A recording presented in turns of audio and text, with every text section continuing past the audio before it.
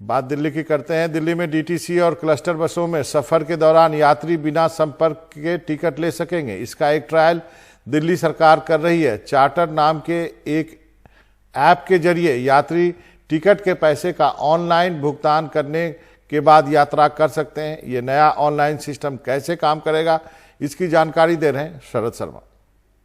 दिल्ली में जब आप डीटीसी या क्लस्टर बसों में सफ़र करते हैं तो आपको टिकटों का आदान प्रदान करना होता है, पैसों का आदान प्रदान करना होता है, जिसकी वजह से कोरोना संक्रमण की संभावना बनी रहती है। तो इससे बचने के लिए फिलहाल दिल्ली सरकार एक ट्रायल कर रही है। एक ऐप का ट्रायल किया जा रहा है, यानी कि आप ऐप के ज़रिए जो बसों में टिकट का पैसा होता है उसकी पेमेंट कर सकते हैं। ऐप का नाम है ट्रैकर।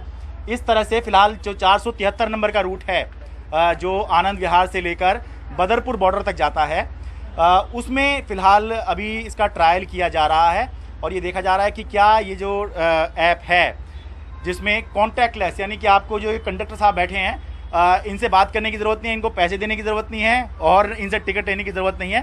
सीधे आप इस तरह से ये जो QR कोड यहाँ पर लगा हुआ है इस पर, जैसे आप पेटीएम से, गूगल पे से आप पेमेंट करते होंगे, ठीक इस तरह से आप पेमेंट कर सकते हैं। मेरे साथ प्रवेश बियानी हैं जो कि IIIT यूनिवर्सिटी है दिल्ली की, उसके प्रोफेसर हैं और इसी यूनिवर्सिटी ने ये ऐप डिज़ाइन की है। सर थोड़ा ये बताइए कि किस तरह से ये ऐप काम करता है और कितना ये कामयाब होता दिख रहा है अभी। तो ये ऐप फ़िलहाल जो हमने बनाया है बेसिकली ये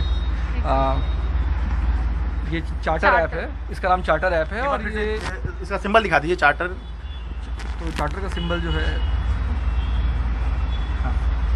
ये है चार्टर का सिंबल। अच्छा, ये है ये, राइट।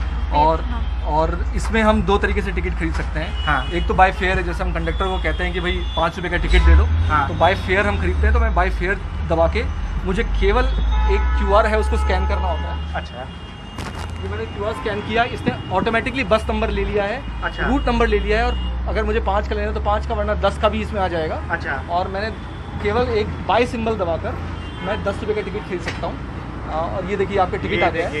ये 10 रुपये का टिकट जो है इस तरह से खरीद लिया गया है। अब ये शकरपुर से आनंद विहार तक का टिकट हमें मिला है, क्योंकि शकरपुर, क्योंकि करंट लोकेशन जो बस की लोकेशन है, हाँ। वो शकरपुर बस स्टॉप के पास थी। अच्छा। तो हम इसने ऑटोमेटिकली लिया और बोला कि 10 रुपये के टिकट से आप आनंद विहार तक जा सकते हैं। ठीक है। तो 10 मिनट में टिकट खरीदा गया है। इसमें एक और फीचर है, ETA भी देता है। ये मतलब ये एक्सपेक्ट आप कितने देर में आनंद विहार पहुंचेंगे। अच्छा, टिकट में ये टिकट में बता रहा है। ये भी इन्फॉर्मेशन जनरेटेड है, जो कि आज तक कभी मिली नहीं थी पहले। बस में नहीं देखी गई है। रियल टाइम डेटा है, क्योंकि आपका लोकेशन उसको पता है, बस का लोकेशन पता है, ट्रैफिक पता है। हाँ। तो रियल टाइम को आपको पता चलता है कि आप कितने देर में आप पहुंच जाएंगे आनंद विहार। ठीक है। और ये बाई फेयर आपने, मतलब अगर आप किराया आपका भरना है केवल, तो उसके लिए अब बाई डेस्टिनेशन, यानी कहाँ से कहाँ जाना है। हाँ, तो बाई डेस्टिनेशन में अगर मैं बाई डेस्टिनेशन जाना चाहता हूँ तो मैं बस नंबर डालता हूँ यहाँ पे। हाँ। हम 473 में फिलहाल जो हाँ। आनंद विहार की तरफ जा रही है। हाँ। तो मैं मान लीजिए मैं वही शकरपुर से शकरपुर क्रॉसिंग से मैं अगर जाना चाहता हूँ आनंद विहार मेन रोड तक। हाँ। तो मैंने यहाँ पे बाय दबाया।